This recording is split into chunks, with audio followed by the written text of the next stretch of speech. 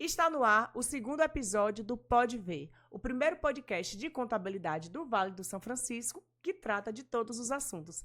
Aqui no Pode Ver, a contabilidade fala a sua língua.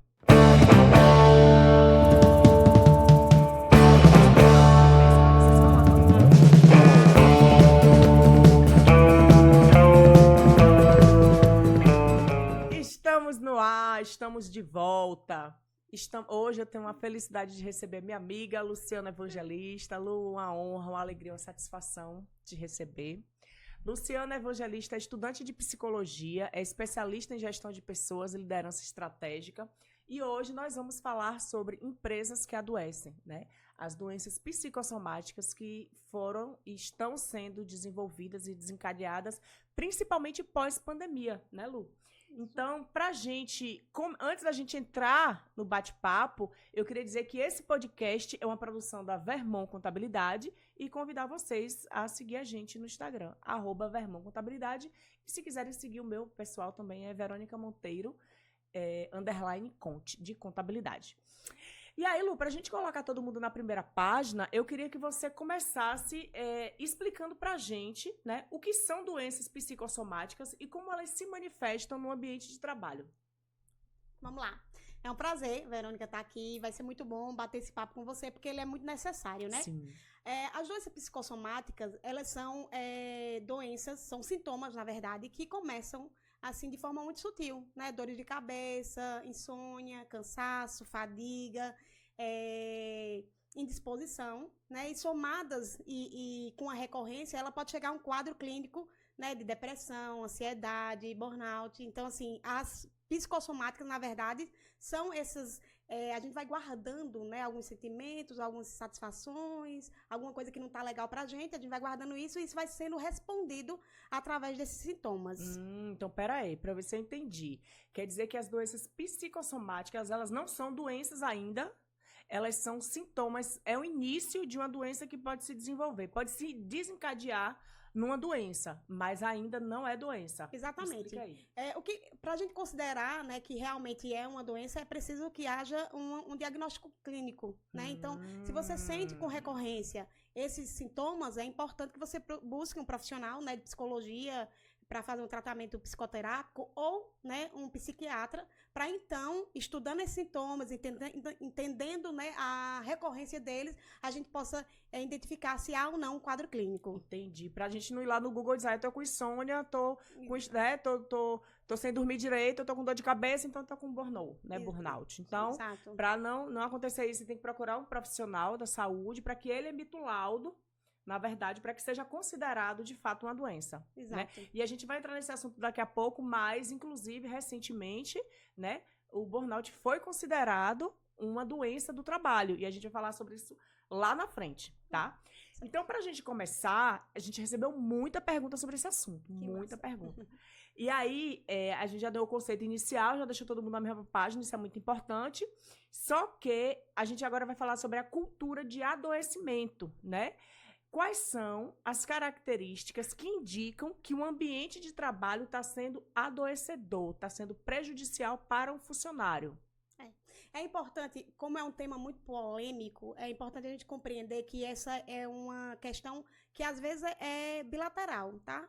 É importante que a gente compreenda que talvez uma doença que possa ser, né, o fato de ser desencadear doenças, né, psicossomáticas, possa existir, possa iniciar desde quando você toma a decisão de trabalhar em algum lugar, né, que pode estar relacionado à sua escolha, que não é a que você gostaria de estar fazendo, ou ao ambiente que você está. Então, a primeira coisa que a gente precisa compreender é de onde parte isso, né? Se realmente parte de algo que eu estou fazendo, que eu me coloquei, né, para fazer, mas que não é algo que eu goste, que não é a minha aptidão, que não é algo que eu tenha energia natural para fazer, ou se é porque eu estou num ambiente que tem falta de reconhecimento, que tem lideranças que não contribuem para o desenvolvimento do colaborador. Que são abusivas. A gente vai falar sobre isso também, pergunta sobre isso. Cargas exaustivas, né, de trabalho, ou seja, uma jornada muito intensa, a necessidade de horas extras recorrentes. Perfeito. Também a tem empresas que o simples fato, né, de você adoecer em uma doença, né, que a gente não pede para adoecer, pode considerar, né, o colaborador inapto, né, e possa começar a desenvolver ali uma relação né, de perseguição, uma relação de deixar aquela pessoa de lado, ou caracterizar que a pessoa está ali fazendo corpo mole, né? Então, é importante a gente compreender de fato, de onde vem o adoecimento. Perfeito. Se do ambiente ou se de outras questões que podem também ser levadas, né? Nós somos seres biopsicossociais, então a gente não pode caracterizar apenas uma área da nossa vida. O ambiente de trabalho como adoecedor. Inclusive, a gente tem uma pergunta sobre isso, ó. Do lado das empresas, como lidar com um funcionário que não leva uma vida saudável, que tem problemas em casa e tem a cultura do adoecimento em casa e coloca a culpa no trabalho?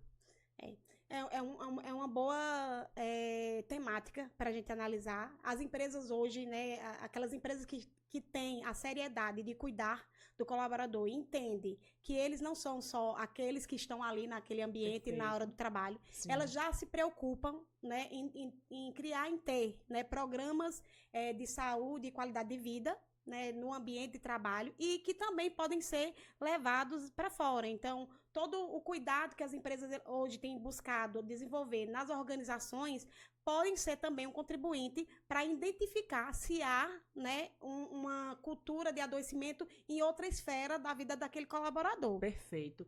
E, inclusive, você que está fora do mercado de trabalho e quer se reposicionar no mercado de trabalho, é interessante que você pesquise também sobre a empresa que você vai trabalhar. Com certeza. Porque, de repente, aquela empresa tem uma cultura diferente da sua, vai se dar o fit, né? Dá o match, como a gente chama, né? O match cultural. Se os seus valores são os valores percebidos e defendidos por aquela empresa, porque, de repente, você está num ambiente onde a liderança, a cultura mesmo da empresa não é o que você acredita e não é o que você acha.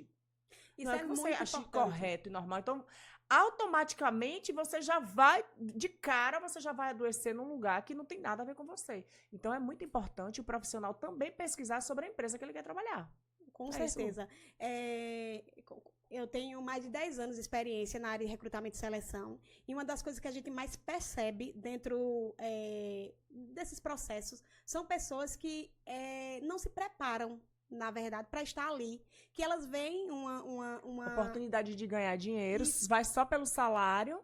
Exatamente, se colocam em uma situação em que elas não vão ser felizes por muito tempo fazendo aquilo, né? Então, elas talvez não se sustentem por muito tempo fazendo aquilo. Então, é importante, antes mesmo de você procurar essa cultura, que é uma cultura saudável de trabalho, você entenda antes qual é a sua aptidão, o que é que você gosta de fazer, Perfeito. O que é que você faz com qualidade, que te dá prazer. Isso. Claro, vai ter um momento na nossa vida que não vai ser possível a gente fazer essa escolha assim, mas a gente precisa entender até que ponto eu estrategicamente posso fazer essa atividade que talvez não seja a que eu queira fazer pro resto da minha vida. Pronto. Porque isso também é um fator de adoecimento. Exatamente. E aí agir com estratégia, dizer assim, olha, eu de fato não é a minha ficar nessa empresa, mas eu vou ficar até tal momento. Porque dali, então você monta uma estratégia, inclusive de organização financeira, ou até de preparo mesmo, né, profissional, de melhoramento de currículo, desenvolvimento de outras habilidades, para dali seguir carreira em outra empresa. Inclusive, falando sobre isso, né, sobre deixar as empresas, acontece também, e isso eu recebi, não foi uma pergunta, foi um relato, né, de uma pessoa, quando eu abri a caixinha de perguntas, diz, às vezes, as pessoas saem da empresa porque estão sob a direção de uma liderança tóxica. E muitas vezes elas nem comunicam para a direção o real motivo da sua saída. Que o real motivo foi a liderança, no caso, né? O seu chefe direto ali, seu líder direto. Quando, na verdade, elas poderiam apenas trocar de setor e de liderança e permanecer na empresa. Então, é importante também para as empresas estarem atentas, porque existem, a gente conversou isso aqui antes de começar a gravar, que existem, de fato, diretorias, empresas que são coniventes mesmo, mas algumas nem sabem o que de fato está acontecendo. Então, são situações que valem ser ressaltadas aqui. Né? É um fato muito importante para ser trazido aqui, porque realmente existe muitos pedidos de desligamento, ou muito absenteísmo em algumas áreas, presenteísmo, né? A pessoa está ali, mas não está. Não está. Por quê? Por conta de uma má gestão, de uma liderança ruim.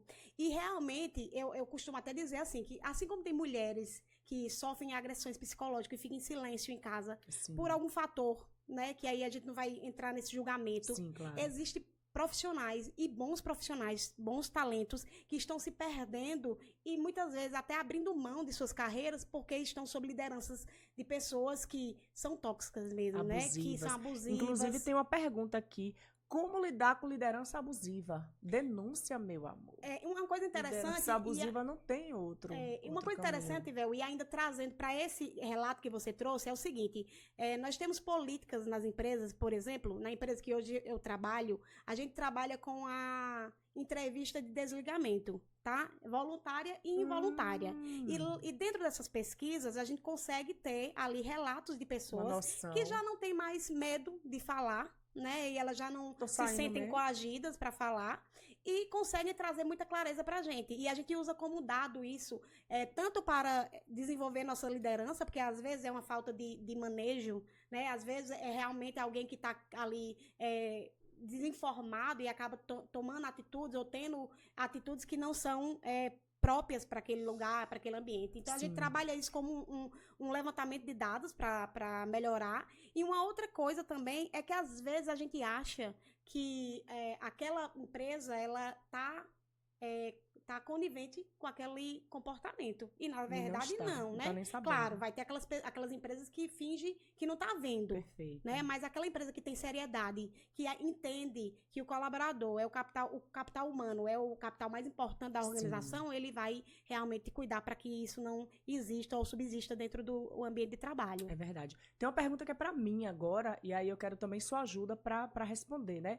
Como as leis brasileiras, né, as leis trabalhistas brasileiras, regulam afastamento por doenças mentais e como isso impacta na finança da empresa, né? Primeiro, o primeiro impacto financeiro é que você perde, de fato, aquela mão de obra ali, né? Aquela pessoa da produção direta ali, que seja independente do nível, né? Que seja operacional, tático ou estratégico. Então, o afastamento de um colaborador de uma empresa de cara já causa um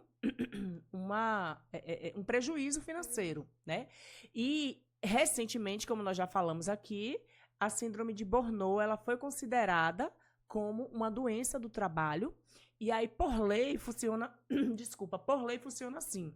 Os primeiros 15 dias de afastamento, o funcionário pode pegar o atestado de afastamento, quem vai dizer é o profissional de saúde, tá? É o psiquiatra, o laudo que vai vir vai dizer qual é o motivo, e tem um CID específico ali para o Burnout, e vai dizer assim, olha, fulano de tal vai ficar afastado por 90 dias, por 120 dias, por 180 dias, que seja o caso. E aí a empresa tem a obrigação de pagar o valor daquele funcionário pelos primeiros 15 dias de afastamento, e a partir do 16º dia ele fica pelo INSS. E aí pelo INSS ele se afasta, né, por doença de trabalho, proveniente de trabalho, e aí ele fica o tempo que for necessário. Se ficar, de fato, no laudo comprovado que aquela doença pela qual o funcionário se afastou por aquele tempo foi uma doença provocada pelo trabalho, quando ele retornar, e isso para retornar de novo, ele tem que passar por um profissional, por um médico que tem que validar, dizer assim, fulano já está apto para voltar para trabalhar. Ele tem o período de 1 ano de estabilidade. A empresa não pode demitir ele durante o período de 1 ano. Então, é bom ficar atento para esse detalhe, porque muita gente não sabe, né, quanto a isso. Mas isso já é um caso grave, né, Luciana? Antes de chegar a isso, porque todo mundo perde. O funcionário perde porque está pelo INSS. Primeiro ele perde a saúde dele. Aí depois perde que está pelo INSS, que é um sufoco para receber. Não recebe o salário mesmo, o valor vai ser a menor. E a empresa perde aquela força de trabalho ali, sendo que tudo isso pode ser evitado, né? E aí eu volto para uma pergunta que tem aqui para você, que eu consegui fazer os links, e depois que a gente vira Nexialista, é uma maravilha, né, amiga? Sim. Porque a gente consegue, de fato, trabalhar na prevenção. E tem uma pergunta aqui sobre prevenção. Quais são as estratégias que as empresas podem implementar para prevenir o adoecimento dos colaboradores? E isso, gente, a gente está falando de empresas, seja lá qual for o número de funcionários. Se você tem 5, 10, 500, 200 funcionários. Se você tem outras pessoas trabalhando, se você é empresário, tem outras pessoas trabalhando com você, é importante ficar atento. E se você é profissional e está num ambiente adoecedor, é importante ficar atento também. E aí, Lu, quais são as estratégias que a gente pode utilizar para prevenir esse quadro, né?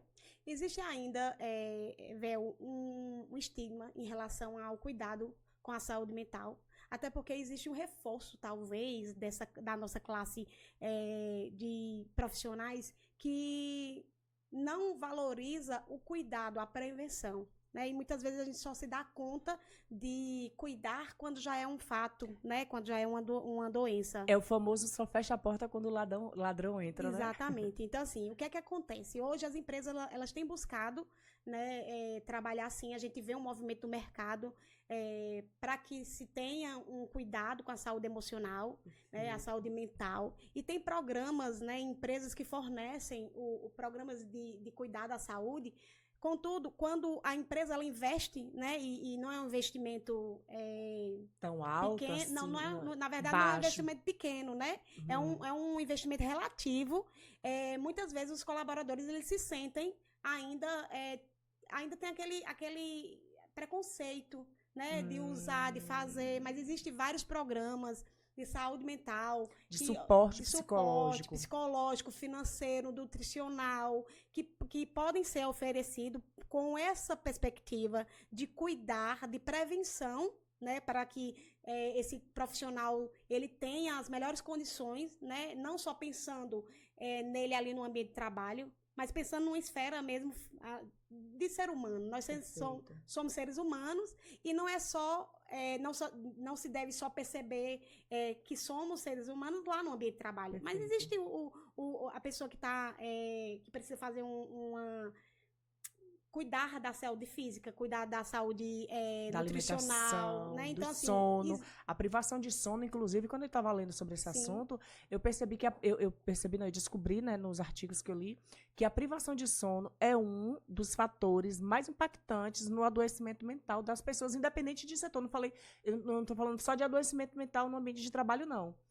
A privação de sono, ela ela mexe diretamente com a nossa cognição, com a nossa capacidade cognitiva. Então, a gente perde o raciocínio, a gente perde um monte de coisa quando a gente fica sem dormir. Interessante isso. E as pessoas não valorizam, né, as boas horas de sono. Dormir é algo muito importante, né? Eu acho que duas coisas que devem estar em dia, né? Nosso sono, a nossa qualidade de sono. E nossas contas, porque senão a gente... E a alimentação, eu diria. Duas coisas devem estar em dia. Nosso sono mas as contas também é importante. As contas, porque senão o sono não vem. Senão o sono não vem, verdade. Mas, assim, unindo uma boa nutrição com boas noites de sonos, né? Regada a muita água. Inclusive beber água, com certeza, traz aí um resultado muito bom, né, perfeito. Para que a gente tenha uma boa saúde emocional. Lu, falando em prevenção, você trouxe um assunto muito importante que é sobre o suporte psicológico. E aí, como a gente está falando para empresas aqui, tanto para empresas como para colaboradores, as empresas de todos os portes, colaboradores de todas as áreas, suporte psicológico, como é que as empresas podem implementar, né? Como é que elas podem facilitar isso para o funcionário? A importância você já falou, justamente para prevenir que os problemas aconteçam, mas de que forma? Tem alguma coisa, porque embora, como você disse, tem investimentos que eles não são tão né, baratos assim, são um pouco custosos, mas tem algo de baixo custo que a empresa pode fazer? O que é que você sugere aí nesse caso? Na verdade, esse custo ele vai ser relevante de acordo com o número de colaborador que a gente tenha, né? Mas já existem programas com valor aí médio de R$ 69,90 por colaborador, que você pode oferecer, né, esse cuidado de saúde mental com profissionais aptos, né, para atender 24 horas por dia, ou seja, já tira aí a questão de você não poder fazer, porque os profissionais que atendem pelo Perder plano hora, só atendem em tal horários hora, comerciais, então... perder trabalho para isso. Exatamente. Então, esses programas já existem para essa facilitação. E o que é bacana, Vel, desses programas é porque eles, além da assistência psicológica, ou seja, profissionais aptos para te atender em uma crise, né, para te acompanhar, fazendo ali 2, 4 sessões mensais, temos também os profissionais de nutrição, Sim. Profissionais que trabalham... De educação física. Profissionais que trabalham também educação financeira, que também é uma coisa Perfeito, importante, né? Que a gente não tem, infelizmente, a gente não tem incentivo para isso. E aí esses programas traz junto. Por quê? Porque assim como você falou, se nós não tivermos as nossas contas pagas, o sono não vem e aí a gente tem a consequência. Então, desencadeia um monte de outras coisas. Dentro desses programas é importante também trazer, né, esse amparo em relação a como eu posso cuidar melhor das minhas finanças, porque assim a gente tem mais vamos dizer assim, uma tranquilidade para botar a cabeça no travesseiro. Verdade. Perfeito. Lu, eu recebi uma pergunta aqui que eu achei muito interessante. Eu classifiquei ela como cultura organizacional. Como uma cultura organizacional que prioriza a saúde mental pode influenciar positivamente a saúde financeira das empresas? Só que pergunta bacana. Tem tudo a ver. Partindo do princípio de que o colaborador é gente, o fornecedor é gente, o cliente é gente, o CEO é gente, o líder direto, estamos trabalhando com pessoas. E como Mário Sérgio Cortella fala muito bem, existe um erro muito grande quando as pessoas tentam dissociar o profissional do pessoal, quando na verdade nós somos as mesmas pessoas, com as nossas complexidades, com a nossa carga de bagagem. Eu não consigo chegar no escritório para trabalhar e desligar a Verônica, pessoa física, e dizer assim, meus problemas ficam na porta para fora, isso é balela, não existe.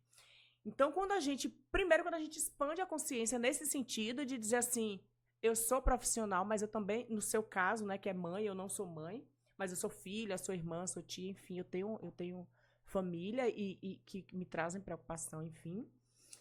E aí que diz assim, eu cheguei no escritório agora, então vou esquecer todos os problemas pessoais e vou focar aqui. Não existe isso. Então, partindo desse princípio, quando a gente entende essa complexidade, essa maravilhosa complexidade que é o ser humano, a gente consegue, de fato, perceber que, como estamos tratando com uma única pessoa e as suas complexidades, aquela mesma pessoa que também está preocupada, por exemplo, hipoteticamente, Luciana foi trabalhar e deixou a filha doente em casa.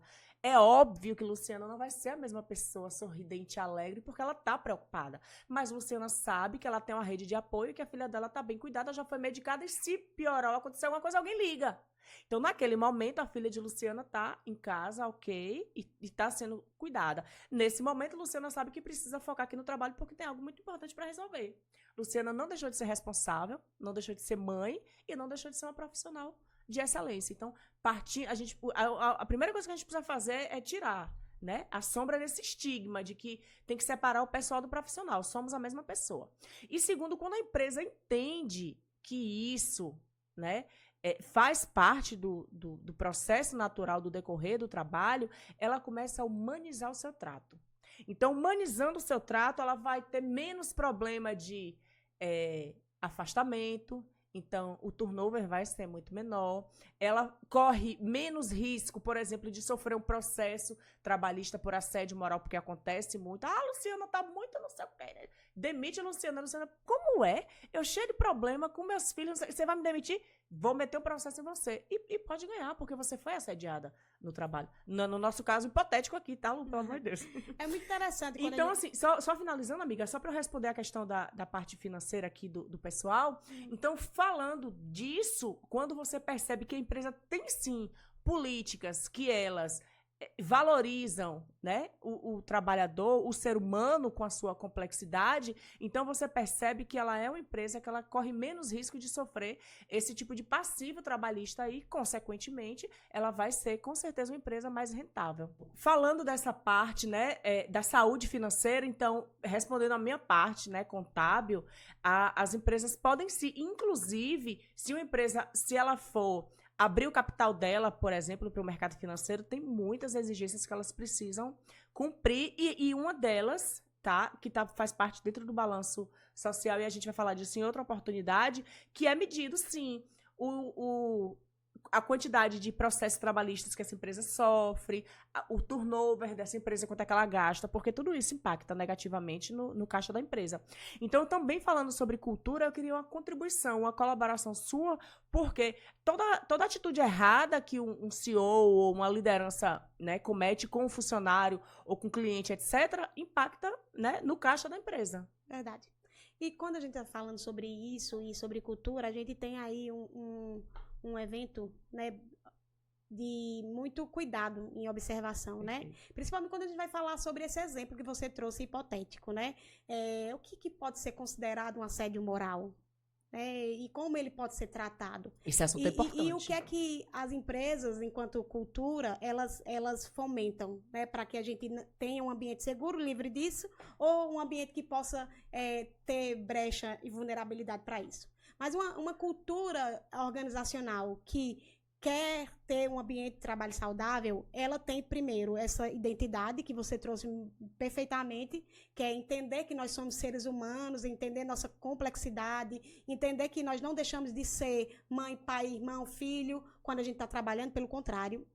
E aí a gente vê um movimento muito importante, né? E aí eu faço parte de culturas como essa, desse cuidado, desse olhar, sabe? Sem deixar que isso seja algo que seja confundido. E a gente precisa ter cuidado com isso, né? Como assim?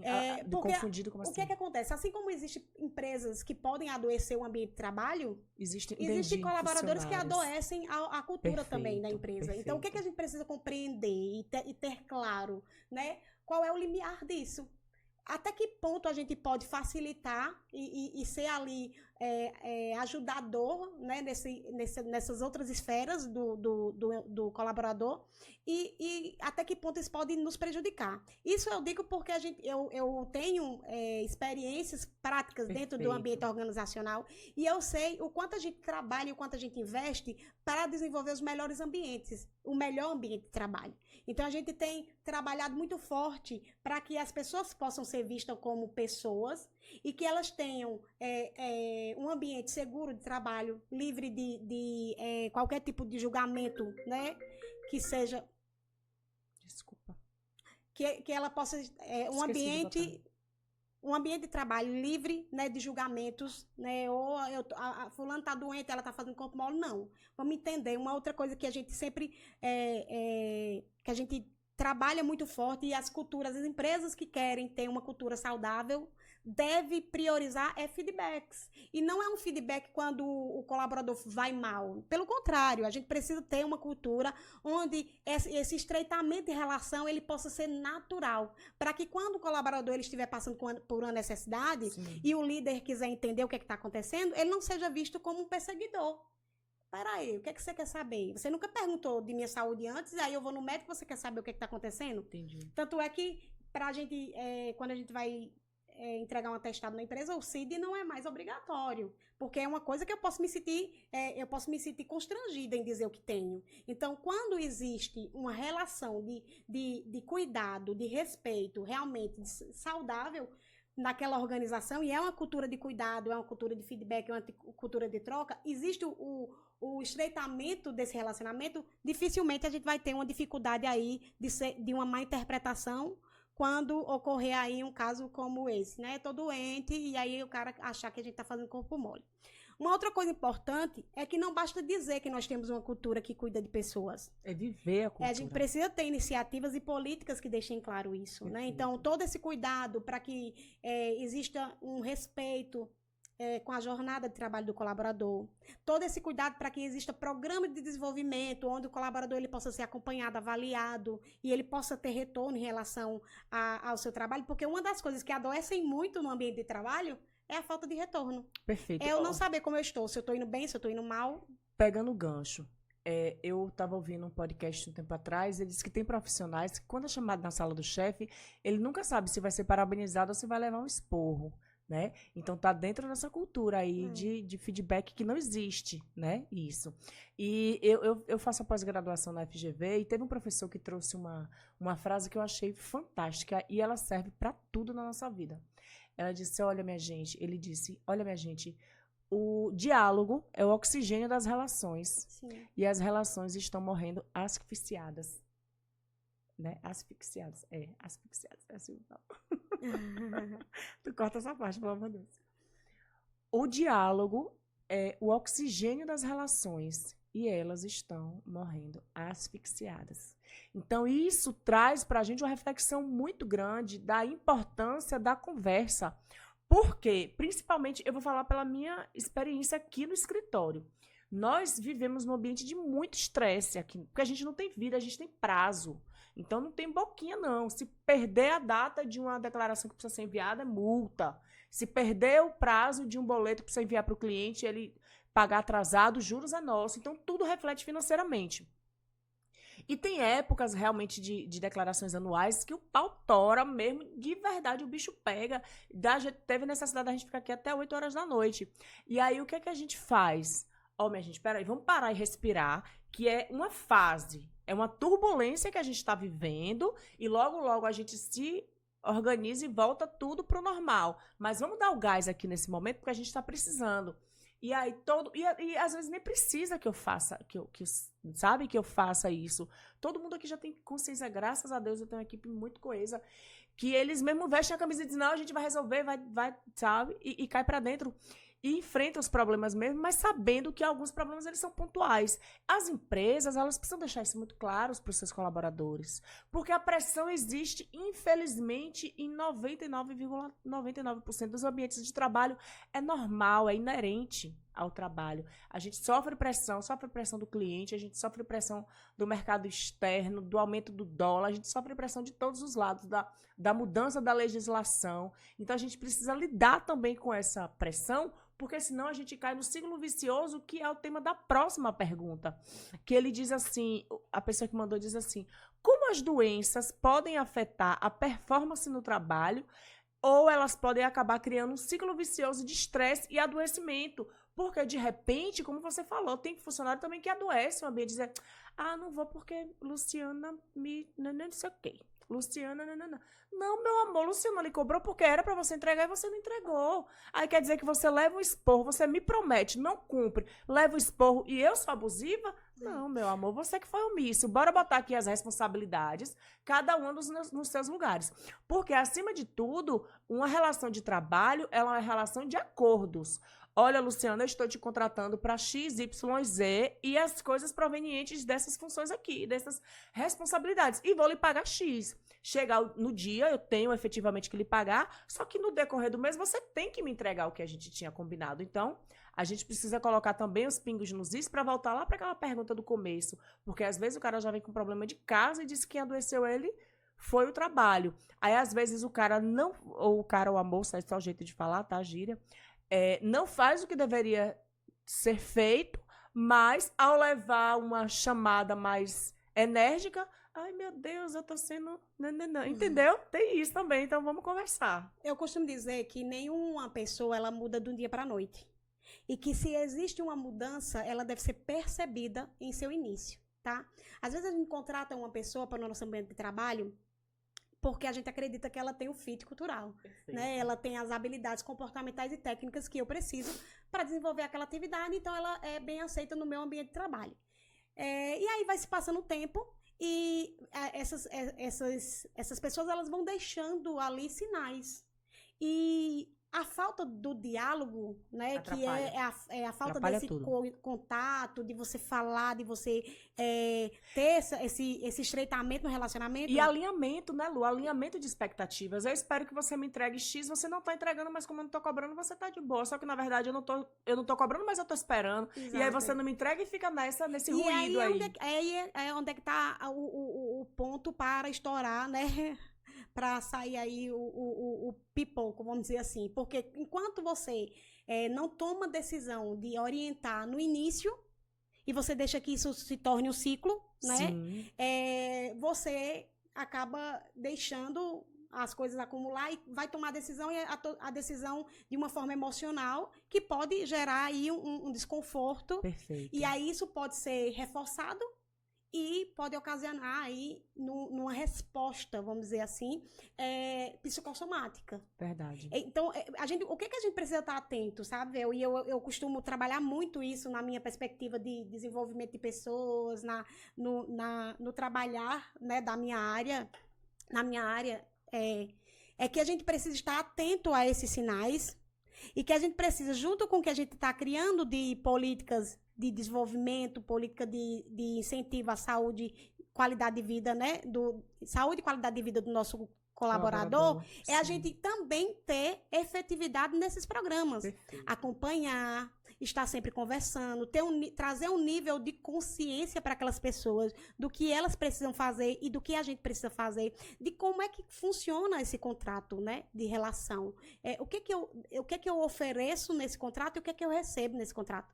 Isso tem que estar muito claro e é por isso que os programas de desenvolvimento dentro das organizações, voltado para essa relação de diálogo, ele é muito importante. Porque aí, quando eu sou chamado, como você trouxe o exemplo lá, quando eu sou chamado, eu não vou ficar com medo porque eu estou sendo chamado. Porque eu já tenho ali um relacionamento desenvolvido. E há diálogo, né? Há diálogo e é uma cultura. Perfeito. A cultura de desenvolvimento, ela permite, em todo tempo, essa checagem, né? Eu estar entendendo como é que está o meu desempenho. E outra coisa, muito importante, diálogo. Diálogo, não é um monólogo. O oxigênio. A gente precisa entender que não é só do líder para o liderado. É do liderado para o líder também, porque é uma relação. E uma relação, ela não se constrói de forma unilateral. Verdade. Pelo contrário, né? Então... A gente escuta muito, e tem muita gente fazendo curso de oratória, mas muito pouca gente fazendo curso de escutatória. Verdade. Né? Então, mais do que saber falar, você precisa saber ouvir. E aí, também, recentemente, estudando sobre, né, como ter conversas difíceis, diálogo, comunicação assertiva, eu aprendi que a comunicação assertiva, você precisava focar no processo e não na pessoa. Só que depois eu fui estudar um pouco mais sobre comunicação assertiva e aí eu percebi que a comunicação assertiva, a comunicação de fato é o quarto pilar. Primeiro você escuta, primeiro você pergunta, aí segundo você escuta de fato, porque às vezes a gente pergunta e a pessoa já começa a responder, a gente já começa a processar a resposta tréplica ali na nossa cabeça, está nem escutando. Você pergunta, aí você escuta de fato o que a pessoa está falando. Aí, terceiro, você processa, você pratica também a empatia de tentar entender o lado, por que aquela pessoa tá falando tá colocando aquelas coisas e não só rebater, e por fim você fala, focado no processo. Então, assim, o processo de comunicação assertiva, ele tem muito mais sobre ouvir, processar, digerir do que falar propriamente dito, exatamente, né? Lu, e aí estamos caminhando para o final dessa entrevista, né, desse programa de hoje que foi muito bacana, gostei muito dos assuntos abordados aqui, e eu queria que você deixasse uma mensagem final, tanto para os funcionários que se sentem prisioneiros, que trabalham em ambientes adoecedores, como empresários também, né, que, independente do porte da empresa, que estão vivendo esse problema aí no seu trabalho. Então, a mensagem que você deixa. Ótimo. Então, o que é muito importante, e eu quero deixar, e aí já segmentando, né, tanto para as pessoas que estão buscando recolocação do trabalho, para as pessoas que estão trabalhando hoje, para as pessoas que estão felizes com o que está fazendo, ou as pessoas que querem, né, enveredar para outra área, enfim, o meu recado antes que você busque, né, tomar uma decisão de entrar numa organização, de sair de uma organização, de se manter nela, entenda qual é realmente qual é a tua área de talento, o que é que você faz com prazer, o que você faz com paixão. Eu acho que isso é uma das coisas, inclusive, que eu percebo muito enquanto recrutadora, é que se há paixão, se há um vínculo daquela pessoa com aquele cargo que ela quer ocupar, existe ali uma grande possibilidade de dar certo. Então, se você está se recolocando, ou se você está numa organização, ou pensando em sair dela, não sei, pense, onde é que teu coração bate mais forte? Onde é que você sente paixão por fazer? O que é que você sente paixão em fazer? E aí, onde está esse aquecer do coração, está talvez aí a tua área de talento. E para as organizações, entendam que não existe uma organização saudável se não há pessoas saudáveis. E que todo o resultado de uma organização, seja interno ou externo, parte de pessoas. Então, o melhor investimento que uma organização pode fazer é no desenvolvimento das pessoas que fazem parte delas.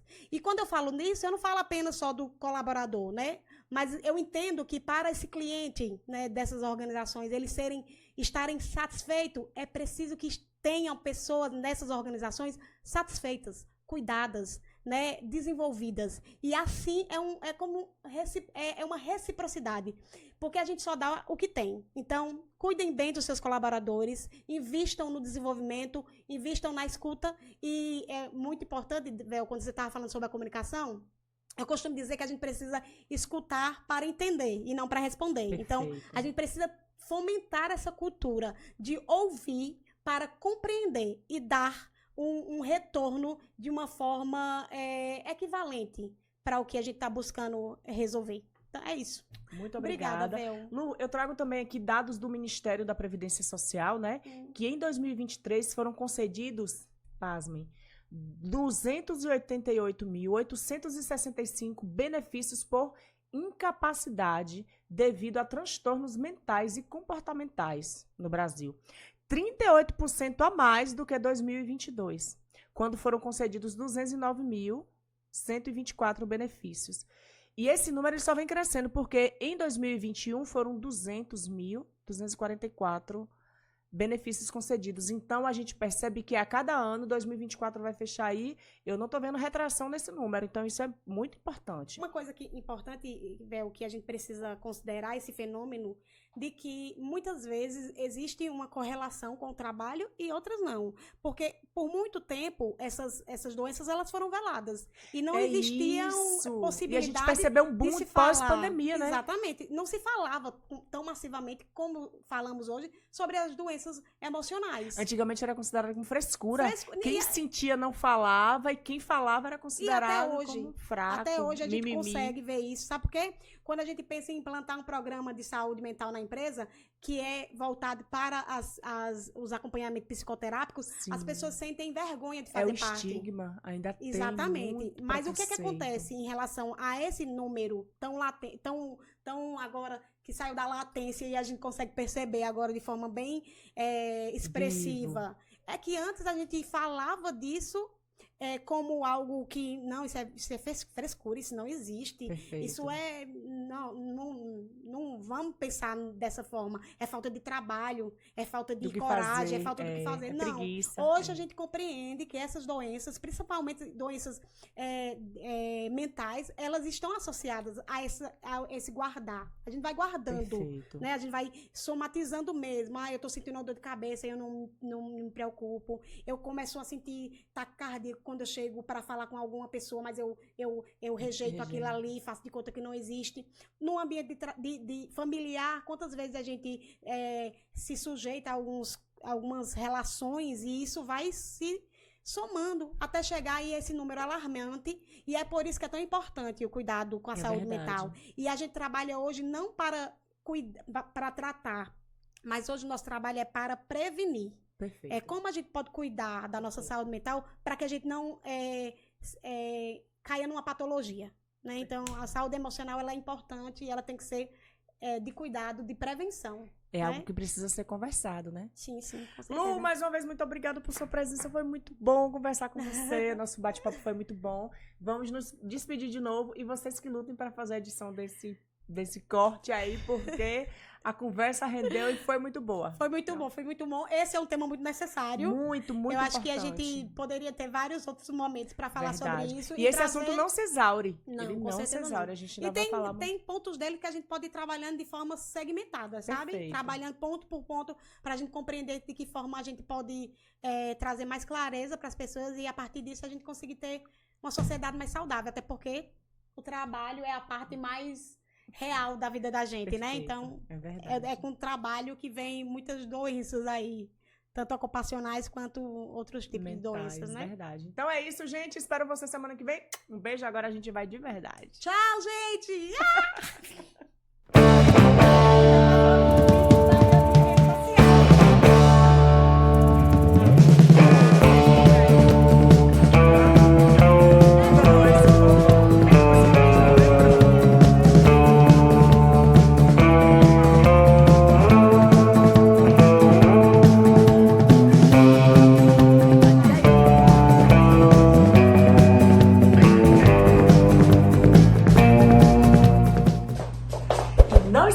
Inscreva-se no nosso canal, ative o sininho, dê o like e comente.